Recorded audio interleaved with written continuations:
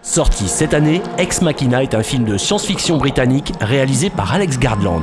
Combien de temps pour arriver à son domaine? Mais son domaine, ça fait 2 heures maintenant qu'on le survole. L'histoire est au départ celle d'un jeune programmeur dans l'une des plus importantes entreprises d'informatique au monde.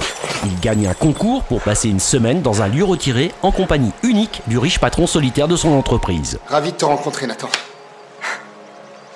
Moi de même, Caleb.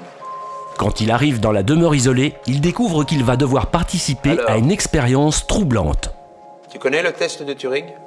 Il s'agit de faire converser un humain et un ordinateur. Si l'humain ne perçoit pas qu'il converse avec un ordinateur, le test est validé. Interagir avec le représentant d'une nouvelle intelligence artificielle apparaissant sous les traits d'une très jolie femme robot prénommée Ava. Il faut qu'on brise la glace. Tu sais ce que je veux dire par là? Oui, je sais. Qu'est-ce que je veux dire? Dissiper la gêne au début d'une relation.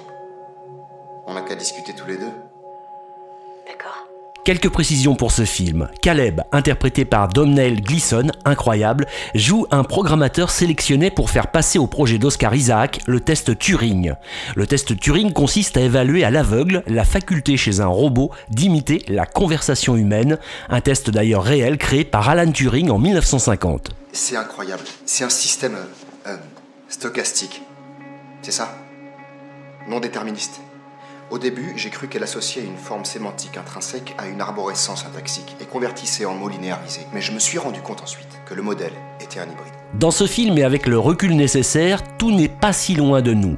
De nos jours, la vie des internautes en ligne est peut-être la plus grande source de données existantes. Chaque téléphone portable, ou presque, a un micro, un appareil photo et de quoi transmettre des données.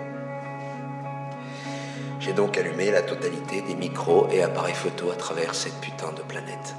Dans le film, Nathan est le propriétaire d'un moteur de recherche appelé Blue Book, l'équivalent fonctionnel de Google, et c'est avec des données informatiques qu'il parvient à sculpter l'esprit d'Ava sur le modèle de l'humanité. Ne dis rien. Écoute-moi. C'était vrai pour Nathan. Tout ce que tu m'as dit. Tu sais ce qu'il va me faire? Il va reprogrammer ton IA, ce qui revient à te tuer. Caleb, il va falloir que tu m'aides. C'est mon intention.